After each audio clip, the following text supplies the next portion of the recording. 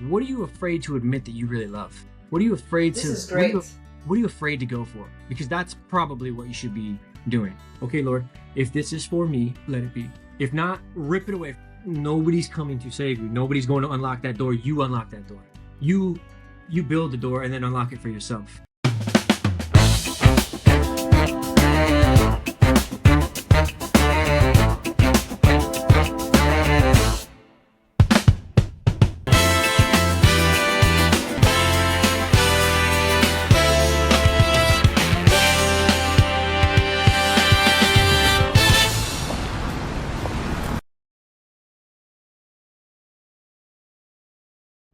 Hey everybody, it's me, Iryna Wood, and my show, Stars About Stars. I remind you that every single episode of this show is inspired by a great biography and Gemini near me up that is always there for you. And my star for today is Logan Red Martin, talented screenwriter and actor. Hey Logan. Hey, Iryna, how you doing? I'm great, very happy to see you. Thank you very much. Thanks for having me. And my very first question to everybody who is sitting in front of me virtually or in real lifetime, what is your date of birth? Is it June 15, 1988? That's my date of birth. It sure is. And you have been born in Huntsville, Texas. Is it correct? That's right.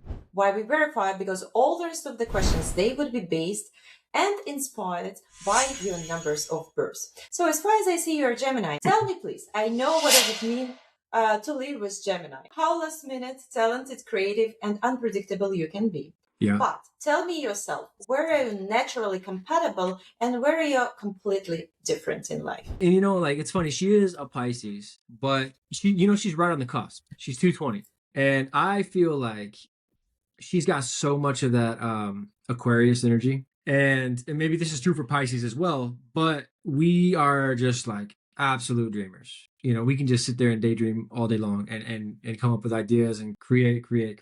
And this is amazing. And this is like the basis of our partnership, our relationship. We have like a lot of the tattoos that we have together are like to signify that we create together, whether we're creating art, we're creating business, we're creating life. What is the most unpredictable feature for yourself about yourself? Honestly, that's our relationship too, I would say. I mean, the details of our relationship. It's super public, but like to jump into the sort of relationship I did, I didn't think about it like coherently, and I would have never pictured in my 20s just kind of hopping into the deep end of family life, like I did with Gloria.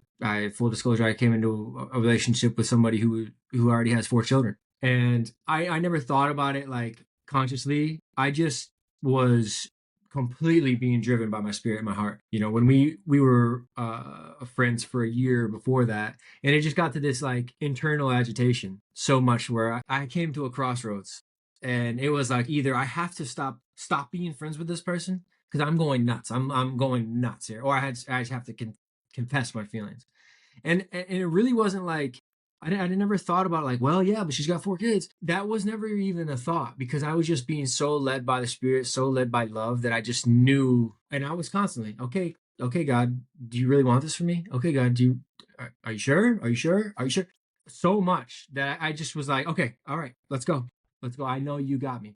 And so that was unpredictable for me. I would have never said that like in my 20s or even, at 30 years old that would have happened, but it did happen and it's been the blessing of a lifetime for sure.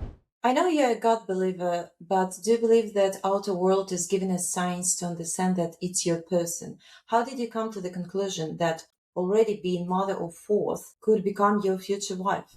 I prayed a lot about it every day. Okay, this is going to be tough. But not even like I wasn't going into like, okay, this is going to be tough. I just looked to God every day and said, are you sure? If this is not for me, and I do this with everything, I do this for every role that I approach, every audition that I have like such promise for in my heart when I'm like auditioning for a big project or I'm up for a big role. Okay, Lord, if this is for me, let it be. If not, rip it away from me. Don't even make it the slightest bit gray. Make it purely black and white. Just take it away from me, and I'll never look back. And now I very much prayed that prayer with Gloria. And every step of the way, especially over the first couple of years, when I was really just like praying that, because I'm like, are you sure? Are you sure? Are you sure? And just thing after thing would just deepen our relationship, just like lock us in. And even after like, we went through a lot in our short time together, but everything was like just really just deepening our bond and making us experience and appreciate one another in just all new ways every single time, every single boundary, every single thing that would like potentially break a relationship early just deepened our conviction and strengthened our bond. Let me talk about promises and how much I was impressed by you as an actor and a personality when I met you first time in person.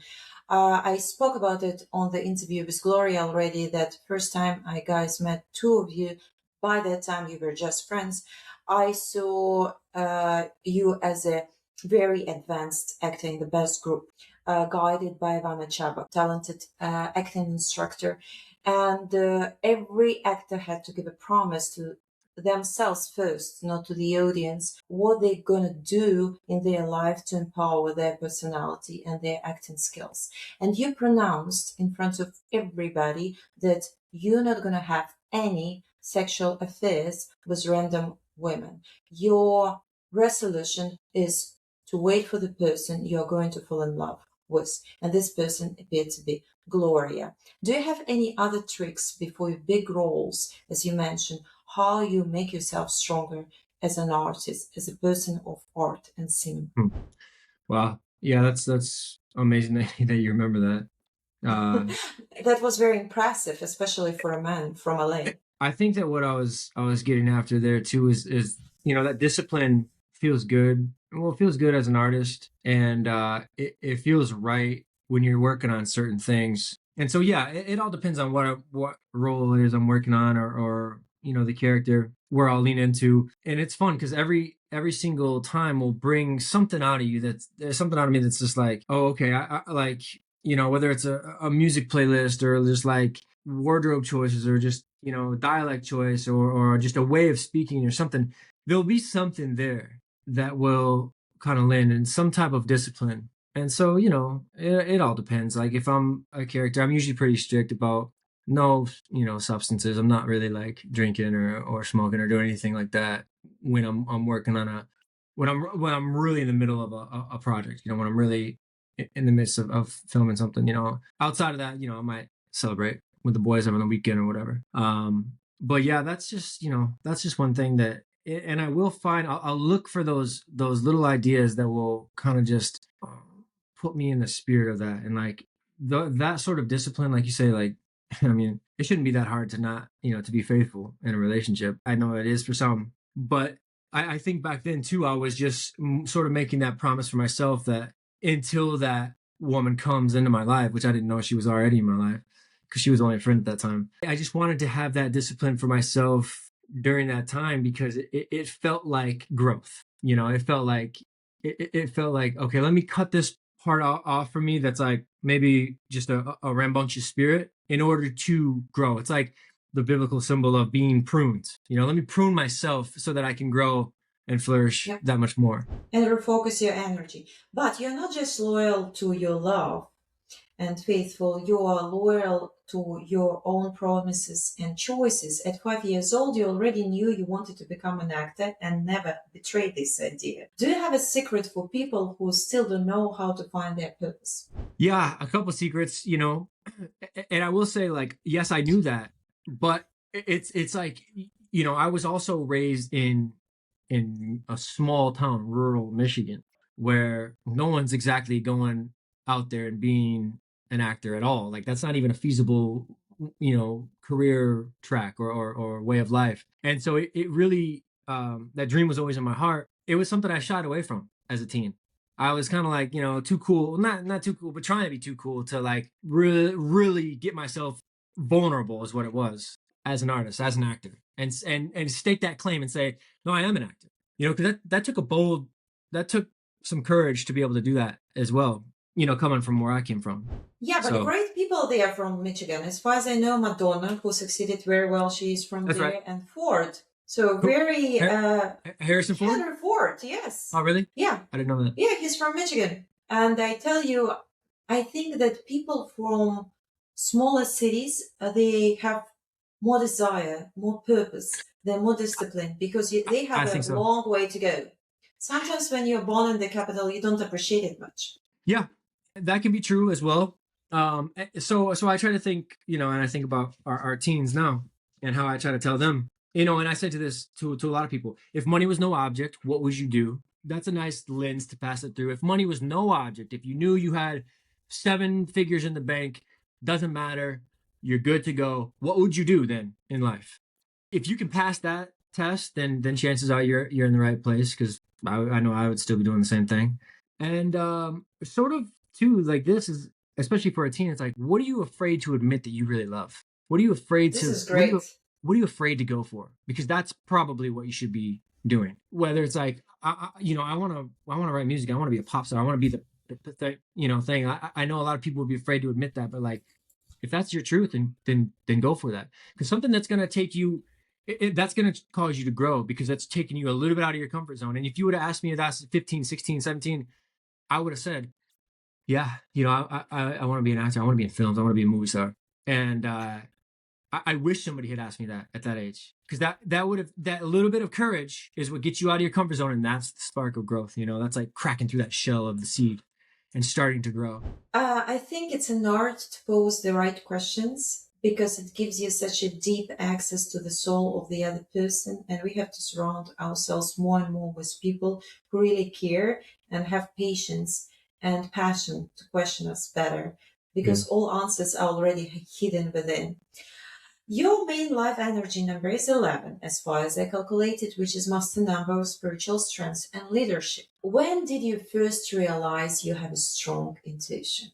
I think I sort of became like I wouldn't have said I was spiritually inclined before 24 years old. I think around 20, maybe 23, 24, which is because, and I grew up Christian, but I always kind of sort of, I call it blind Christianity, where everybody's Christian in America by virtue of, this is what people do. This is the way things go, and you raise whatever denomination you're in, and you go to church because that's the right thing to do, and you want to be a good person. But not too many people understand the power of Christ, of the Christ energy, until I discovered a man named Ram Dass, and I read his book. Well, I started listening to his podcast. He had so many great talks, and a good friend of mine, Ryan, introduced me to him. And I'll never forget, like, driving home from his place in downtown LA, and listening to Ram Dass on YouTube, and just being like floored, like just in tears, like driving home, like cannot get enough.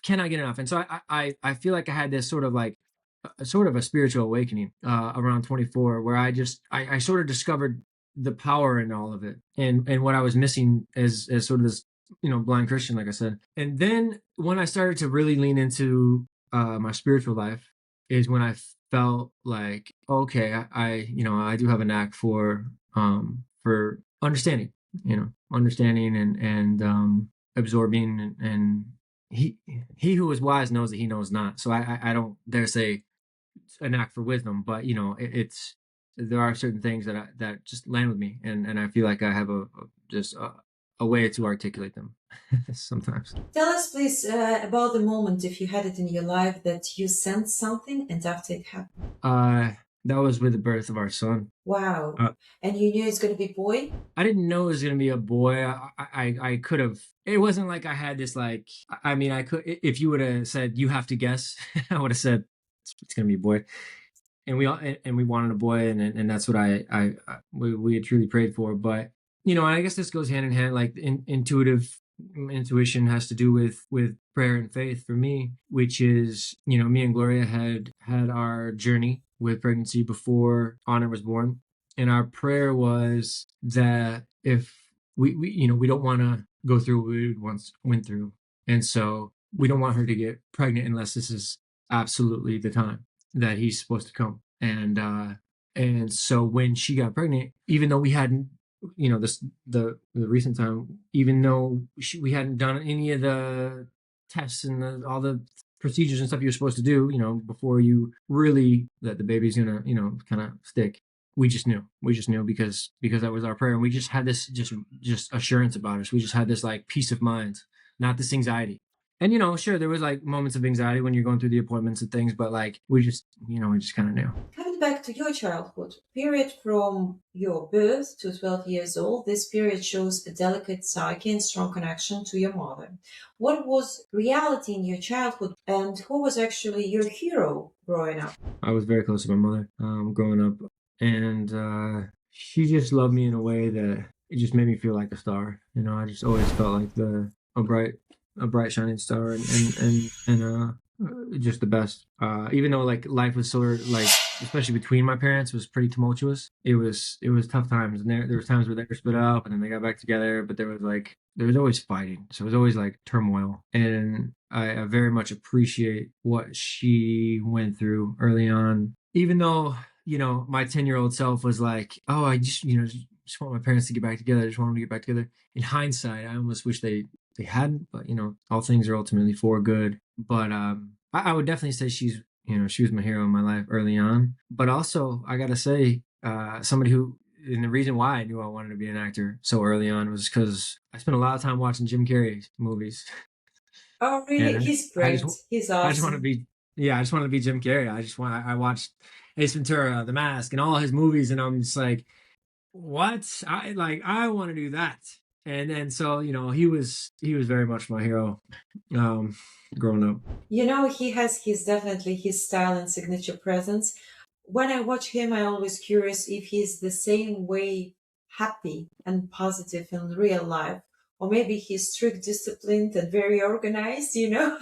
Because he's kids as well. So I was Yeah, always curious because he's fantastic, but you can't fantastic. miss him or him up with anybody else. This is Jim Carrey. You see him from I, distance. I know, and he's funny. He's got this thing going with, like, he just accepted that award in France. I don't know if you saw that, but a lot of people are thinking that he hired a body double or something. It's so strange. Like he had this weird. It didn't seem like him at all. Like, to be honest, like there's always one moment in a Jim Carrey interview or a talk or something where he has that. Oh, it's so unmistakably him. Like he has that moment of something very trademark Jim, and it didn't even have that. And he did this whole speech in French, and it was strange, but they swear it was him. But yeah, and I've heard him say too, it's like he got tired of being the character of Jim, which has Hmm. which makes you realize it's like, yeah, Wonderful actor. it's Yeah. exhausting to be on all the time, and like to your point, like people expect you to be a certain way. Like, oh, I saw you in Ace Ventura and The Mask. You must be this crazy guy. And my one of my favorite movies is Liar Liar. That's like my favorite, most unhinged Jim Carrey. But it must be exhausting to just always have to feel like you have to put on this character and be like, wait, I just want to authentically be myself. And so maybe this thing in France was one of the first glimpses we've got of just authentically Jim. Don't care about trying to be this Jim Carrey that you guys know. I'm just going to be authentically myself. And Yeah. so The since most I'm beautiful thing what can happen to us is to find ourselves and be ourselves. So easy and so difficult at the same time. And coming back to you at age 11 and 12, this age often brings in inner fracture or leap hmm, in awareness. In your case, according to your numerology. What shifted inside you at that stage? I do wonder. I think that was a really tough time for me, 11 and 12, because that was like, what, middle school? Like the beginning of middle school. That was a tough time. I look back at my pictures, and I'm like, oh man, that was a sad kid. And to be honest, I think that's when because I was like, okay, so I was always a pretty smart kid. I was always like sort of ahead of the class, and then like testing on all these crazy test scores, and doing really well to the point where they almost like I almost skipped a grade. And because of that, I would get my work done, and I would be sort of like, okay, what's my next thing? And I would immediately go to like, how can I make some people in the classroom laugh? And so I'm trying to get my friends to laugh. And of course, I'm being disruptive, and that's annoying for a teacher when you're trying to teach a bunch of kids. And so what they did in the 2000s is they would give you, they would say, oh, you're ADHD, ADD, whatever, and prescribe you Ritalin, prescribe you Adderall. And I think that just kind of messed me up. And I was prescribed both of those at different times. And I think that just kind of, it made me start to feel. And the reason why I say I came back to acting, I knew I wanted to do that at a young age. I knew for sure.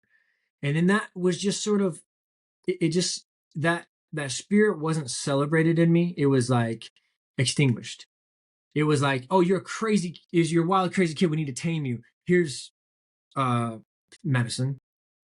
Here, and like, oh, you're bad. You're detention. You're getting um, bad marks. You get in trouble all the time. You're getting sent out of class. When I was just trying to entertain. And so I feel like 11, 12 was sort of the beginning of that, where it wasn't like, oh, he's a cute kid. Now he's like a cute kid, third grader, being funny, just being silly. Now it's like, oh no, you get into middle school where like you're just an annoying preteen, and we need to corral you. And so that those were tough years, and that's really the big beginnings of me when I kind of started to get in trouble in class and struggle for a while until really I moved out of Michigan. And so I didn't move out until I was 21, but I it really took, yeah, it put a damper on my spirit at the time, I think. You know what I don't understand? One thing about United States, as much as I admire this country, I don't understand why tablet is always a solution, especially for young generation. Why they want a fast resolution of any kind of problem, why they don't want to heal it, to cuddle the child, to try to understand the change, the transformation. Because definitely at the age of 11, 12, 13, it's always a trouble boy or girl. It's always the same. We are sensitive, we think we know better than our parents, and we have our special reactions and offenses, and we go in our creative hole, whatever is happening Yeah. in our head. And they prescribe here the medication, and sometimes it's very unnecessary, and it spoils the rest of your life, and it's very difficult to get rid of it. And I know it because I work with people, and I know the cases, and I see it's a beautiful, beautiful soul with a lot of gifts and talents, and especially when you see the psyche is broken or Mhm. fractured, it's very difficult. It's difficult for a person, first of all. It ruins the life sometimes. And I see 17, 18, it's a kind of destiny choice you had to make. True, does it relate? Any kind of magic decision shape your future at that age? Oh, yeah, that's obviously I graduated high school 17. I wanted to go to, so I knew I wanted to get out. And my plan was to go to, well, wherever it would take me. But for whatever reason, I got this like idea that I was going to go to Arizona State. I don't know Which where is this. beautiful state. Yeah, yeah, it is Phoenix.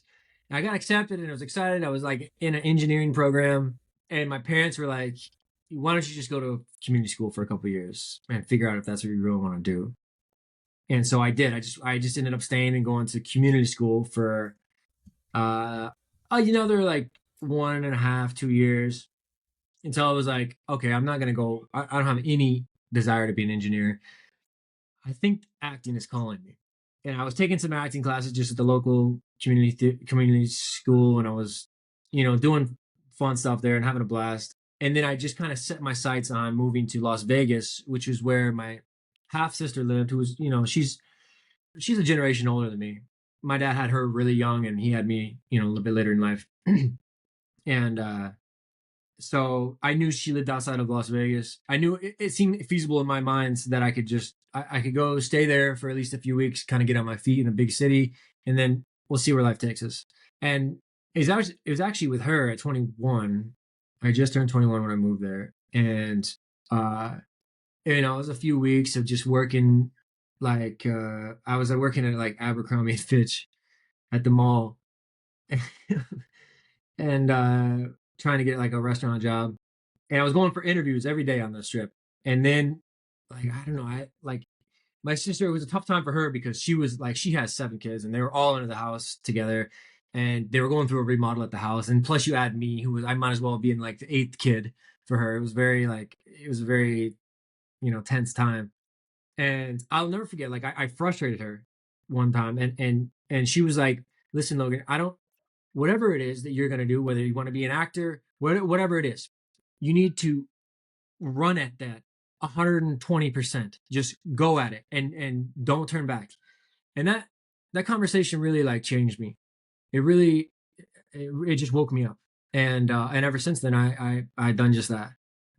I've been pretty relentless about my passion and my, my trajectory, my North Star, It's interesting that your subconscious got used to a big family living there and I know. understanding that all kids have to be fed, and all attention and energy has to be given to them. And now you're surrounded by a lot of kids and you're Yeah. all guys having fun together. I also know that you've been all state track athlete, played football and basketball, and even worked as a lifeguard. Tell me, please, about your job experiences and what actually helped you. Is it the sister's conversation? Is it your dream? Is it Jane Carrey image or something else helped you through years and all those professions stay loyal to acting when you already probably understood that it wouldn't be easy? Yeah. That's a great question. How do you stay loyal to it? Man, you have to, and trust me, I've wrestled with it so much, especially in my 20s, because there's this thing that tells you that, like, and life tells you this, like, you focus, you dial in, you work hard, things are gonna open up. And that may be true, but like, not even on a timeline that you think is realistic. Like, I moved here when I moved to LA, I was I like very relentless and very strict and very like focused on being the best actor I can be. I've done research on the people I wanted to study with, the schools I wanted to go to, and I just dove in and I was constantly reading and constantly rehearsing and studying and putting up scenes and when I got to the top of one school, I would come to another and it was something for me that I had no problem diving in and really truly being a craftsman. And then, I thought, okay, well, I should be at this level at this age. When that time comes, you're like, what is going on? And I definitely wrestled with my faith in regards to my career a lot, especially in my 20s. I will say, especially in my 20s. But life and God has a way of extinguishing our ego. Why am I not? Well, why am I not here? Why am I not a movie star? Why am I not on this billboard? Why am I not on that TV show? Okay, those are all ego things talking. So thank you, Lord, for helping me extinguish my ego. Okay, well, do I want to do this anymore? Well, yeah, of course. It's like the only thing I want to do. Okay. So do you love it? Well, yeah. Okay. So do you want to do anything else? I can't imagine doing anything else. This is a great answer. You can't imagine doing anything else. And I understand you because that I'm doing exactly the same thing, talking to people, interviewing people. And when you have a passion to something you deeply love, you can't stop doing. I see that you had a big change, and maybe that was your pivotal moment of revaluation and relocation 22, 24. Does it relate? Is it the period of time when you moved to Los Angeles? Yeah, I moved from LA. I moved to LA April 2011. So I'm actually coming up on my 15 years here. Crazy. Want to learn how to love yourself and build up healthy relationships with yourself and others? Download Gemini Miami. It's your one-stop shop for all self-discovery tools with access to the community of like-minded individuals. Logan, what was your biggest expectation and biggest disappointment about Los Angeles? We both lived in this city, you still do, and I like it. But you have to live there to understand it. Maybe my biggest expectation was I expected to be like discovered. You know what I mean? I expected to be like discovered off my talent. Just like, oh, somebody's going to just see my brilliance, and that is definitely not the case. Which, so you could also say that's my biggest disappointment, which is like, but it's not. Like I say disappointment, but maybe I was disappointed to not like just have success so easy as what I thought it would come. But you can. My mind knows better now. But yeah, I expected to put the time in to be in the right place in the right time and just have that person unlock a door for me. In hindsight, now I know, and I wish if I would tell my 24, 23-year-old self, I'd say nobody's coming to save you. Nobody's going to unlock that door. You unlock that door. You build the door and then unlock it for yourself. And that's what I've come to realize, which is actually so much more powerful than being, actor for hire. I've learned how to actually be the one in control and not just the one just playing the sheet music for somebody. I'm the one that builds the entire thing and comes with a vision, and it's just helped build me so much more as a creative person than just ninth actor on the call sheet who was just always going to be down there because I just, played somebody's fiddle the entire time. God has brought me here to, to be a creator. I do believe strongly in the divine schedule, and I think that all things are happening for a reason at the right time when person is ready. And there are a lot of great actors who were discovered later on, and they succeeded fantastic in a fantastic way. And their glory and fame and success came when it was the right time for them, because God is always saving us and taking care of us. That's right. And I'm telling you how like more my mentality was in my 20s, and like even just talking to you about it, like, do you think I could have handled that? What I thought I deserved? No way. And first of all, also I wouldn't have met my family. I would have not been in a position to meet my family. I've never had my son. Had God not saved me from this idea of success early on, I've actually been given so much fruit because of that, because of this delayed success. When I first time landed in Los Angeles, by that time Stars About Stars show was already on, succeeded very well in Ukraine, in France, and I thought, okay, I bring it into United States. I expected all those celebrities, they would be standing in the line waiting for Iryna to come and interview them. And I said, where are they? First of all, it was after COVID time, so everybody was hiding. Second, where are my celebrities? The same thing, disappointment. And after I think, come on, where? I'm another immigrant who came here. It's a long way to go, and I will do it. God bless me. I believe in myself, and that's what I can't stop doing. And after, with the time, you relax, because time kills you, strengthens you, and prepares a better future for you at the right moment. But we know that Los Angeles is a city of temptation. And in your numerology, I have number 15, which is a symbol of temptation as well. Do you have any addictive habits that you have in your character that steal your time and energy? And if you could, you wish you would get rid of them? Oh, yeah. Jeez. Yeah, a bunch. I mean, steal my time and energy. Yeah, I mean, I'm a gamer. I like to game. I like to play games. And like, I just have this like addictive, like puzzle solving minds where like I love to solve puzzles and whatever form that takes, which is video games is puzzle solving. I can get obsessive and I can't be just okay at something. I got to be the best. And so yeah, that definitely steals my time and energy. I don't really have like a problem, like I don't have like an addictive nature when it comes to drinking. Maybe smoking a little too much weed from time to time. That pops up. I want to ask you about the writing skills, because we both know that you have fantastic talent in writing besides acting.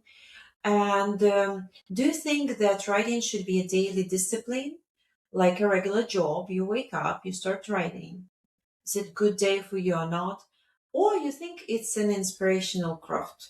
I think it is important to do it daily, honestly. And I've had seasons in life where I do it daily, and whatever that looks like, whether it's journaling or actually like writing screenplays. So it is a bit of both. Like if the craft is there and you're a great writer, I don't consider myself a writer first. I consider myself very much an actor first. But screenwriter. Yeah, you consider yourself being an actor first. Yeah, and became a screenwriter just out of, I mean, really necessity.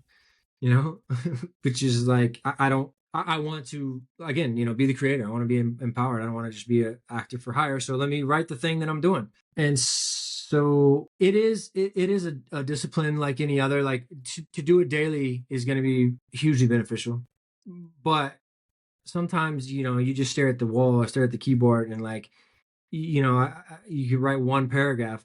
But if you're inspired, it's like, oh, you can't stop it. You're just flowing. I can write 10 pages. Real easy. So inspired work is always going to be the best, but to get into the habit of doing it is really beneficial, I think, as well. It's a discipline. I could come back to it, maybe during this time in my life, actually right now, but inspired anything, inspired action, any creative endeavors is always going to be the best. But there also is something about the discipline of doing it daily. We're lucky to be able to, like, we audition almost every day. And we're lucky to be able to do that. But if those auditions weren't coming like that, how would we be working on our craft? How would we be having this accountability thing? That's why I was such an advocate about class, and I stayed in class for so long, was because you want this like built-in accountability system. I'm not gonna go put up a scene in front of Ivana Chubbuck half-ass. You know, you know what I mean. I'm not gonna risk that embarrassment for myself. Number one, I'm not gonna let down my scene partner, but I don't want to go up there and look like a fool. And so you have this built-in accountability, system that's holding you accountable, and you have to work on that script every day. You have to take a peek at that scene every day. Otherwise, you're gonna look like a fool. And so, that helped me become the actor I am today. And when it comes to writing, I do have these sort of like social groups in place where like I have a couple directors I check in with every Monday. They're really talented writers that we just kind of see, okay, what do you got going? Okay, here's a short that I just wrote. You guys check it out. Let me know what you think. That's been a really good, accountability team for me as well. I need those little systems of accountability in my life just to ensure discipline for me. I crave discipline. I don't think I'm the most disciplined person. So those little things like that will help me become more disciplined. From 24 to 36, you have a period of the activation of your master energy and inner power of number 11, which can give you a huge expansion or moments of ups and downs and emotional withdrawal. Which approaches to acting did you experience? Which schools did you attend? And which steps did you do? So when I was living in Las Vegas still, I was started researching the schools in the area, deciding where I wanted to go. And this studio called Playhouse West always stood out to me. I saw that they had some pretty notable alumni. James Franco was a big character there. Jeff Goldblum obviously helped found the studio, and just something about it stuck out to me. I guess you say about the intuition earlier.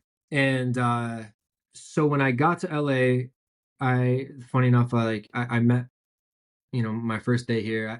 I knew this guy. His name was Talon. I slept on his couch. I was doing background with I'd done background with him on Glee, and so we became friends. I slept on his couch one night. The next day, I was up on Craigslist looking for people to live with, like roommates, and somebody had an ad, and I went up there and seen him.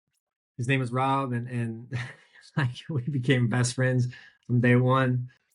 And he's doing the same. He was doing the same thing I am, and we're still best friends to this day.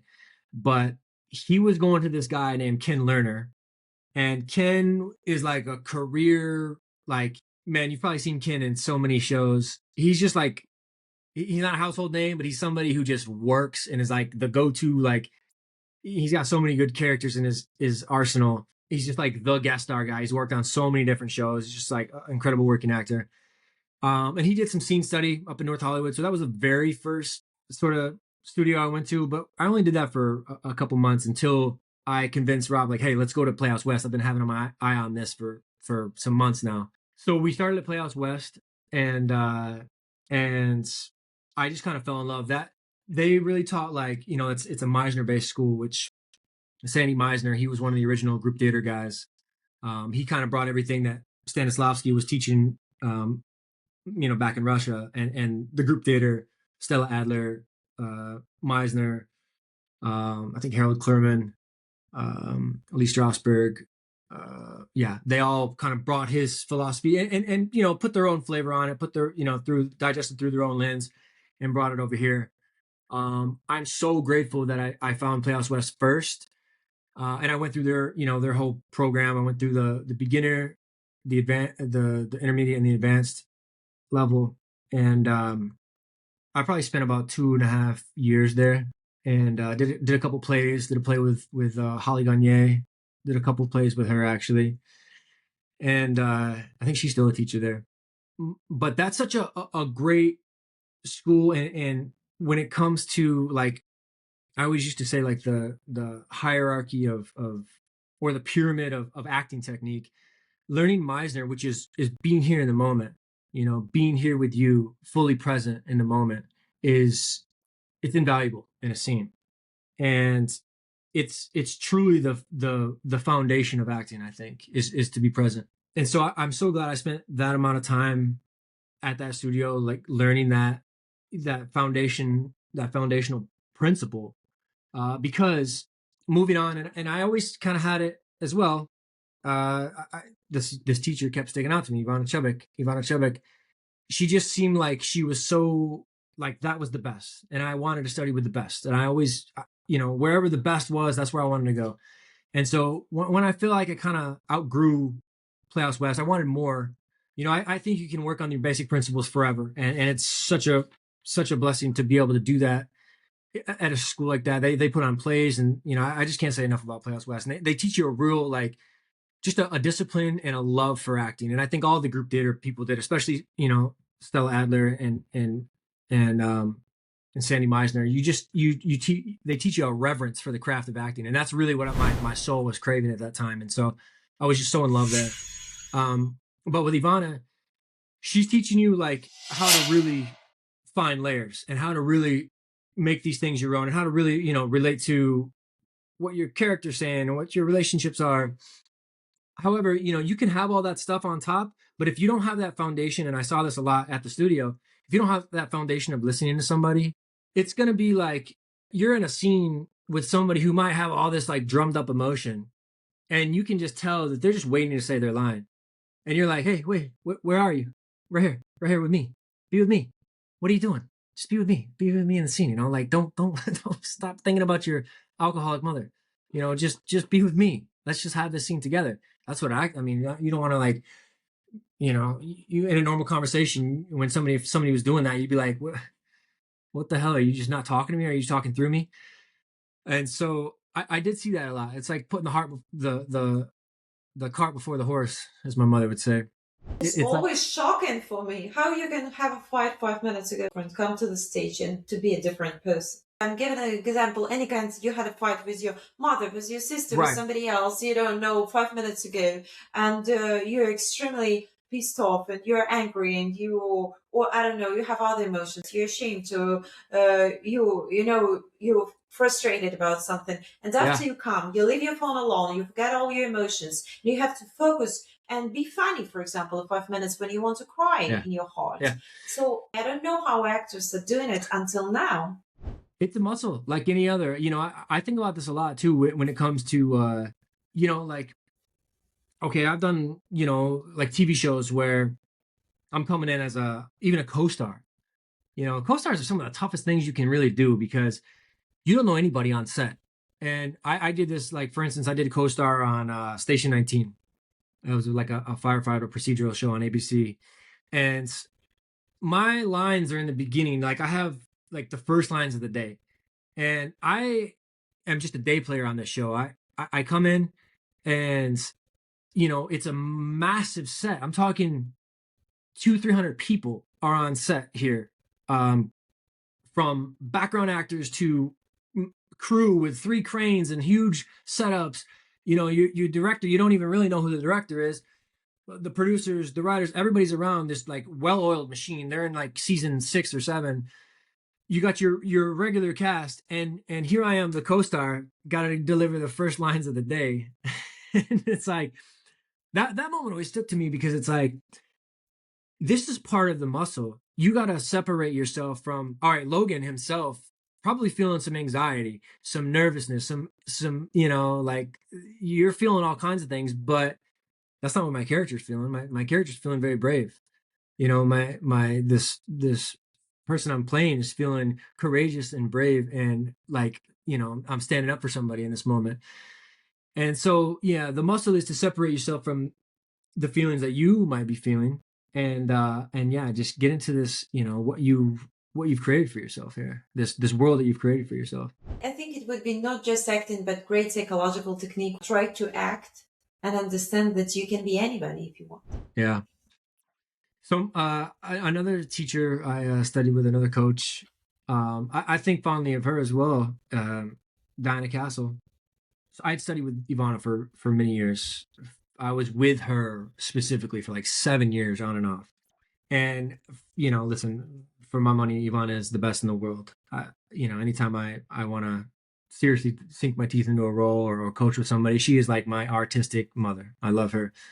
But I felt like I needed to get out of the rut of this technique. And I just, part of my ever, being a forever student, just wanted to expand on give myself more paint for my palette. You know what I mean? And so Diana Castle was sort of like completely different than what Ivana was teaching. Diana's about the imagined life.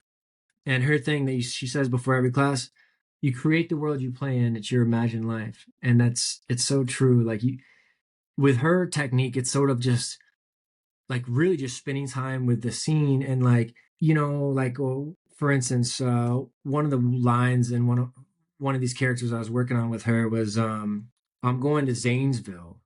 I got a race over in Zanesville this weekend and Mount Hope on Sunday. I'm like playing a race car driver, like in the 70s.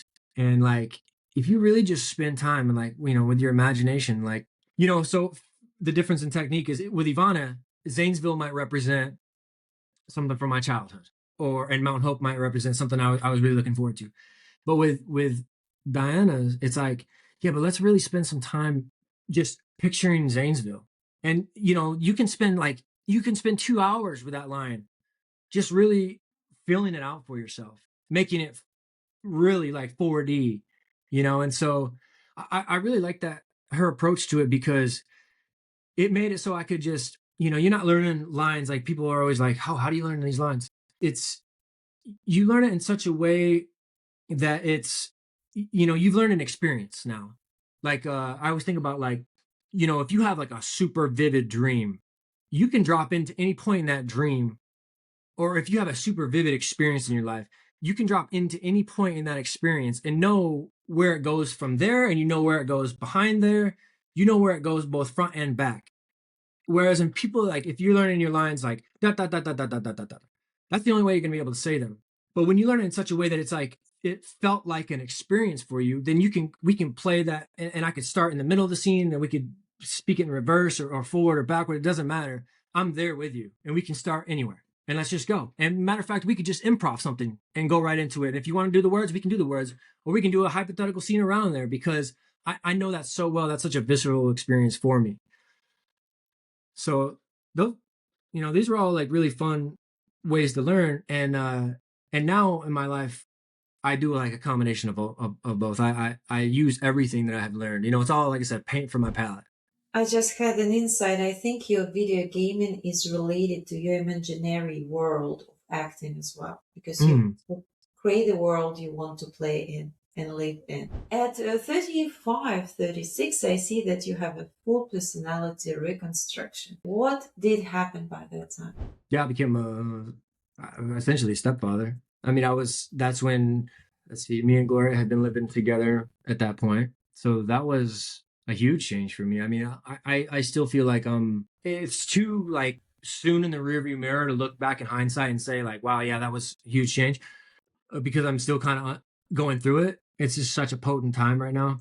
But that was when it all kind of became like, wow, yeah, you're actually a father figure, not just like wanting to be one. Because it was, I mean, you said it in some of those classes at Ivana's.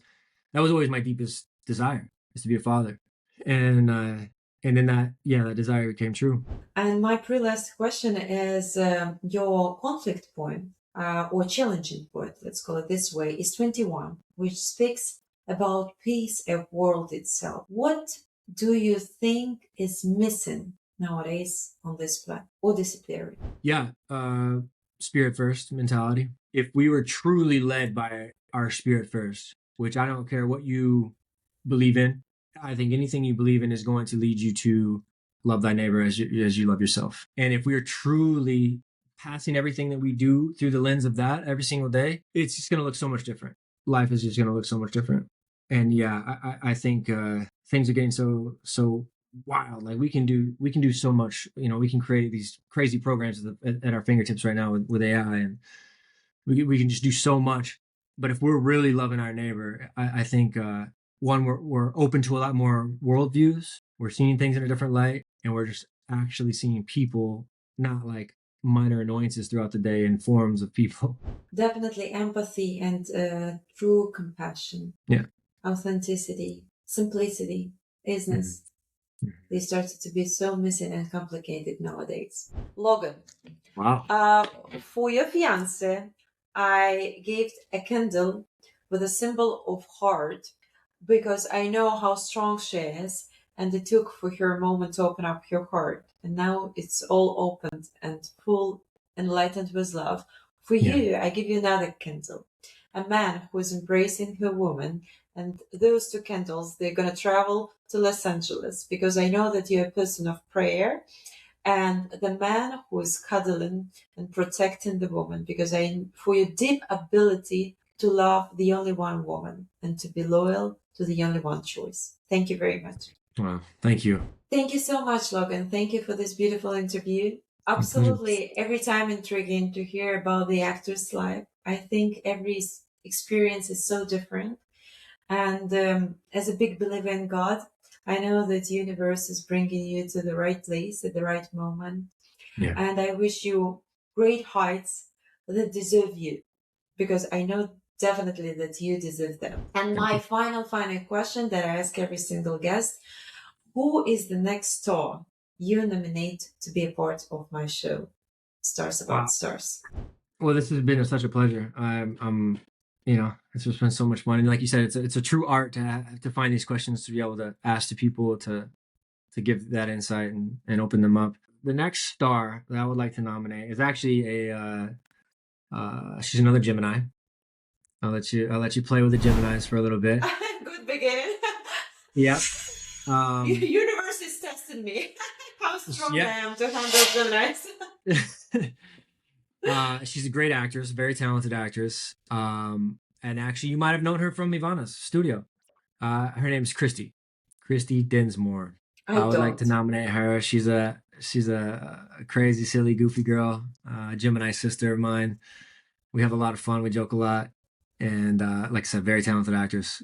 And I think you guys would get on great. Thank you so much, Logan, for your interview, for the guest, and couldn't be a better time to speak up about the app that is always there for you. With a beautiful name, Gemini Niemi, the self-confidence and self-love app, we say learn to love yourself and trust the process. Thank you very much.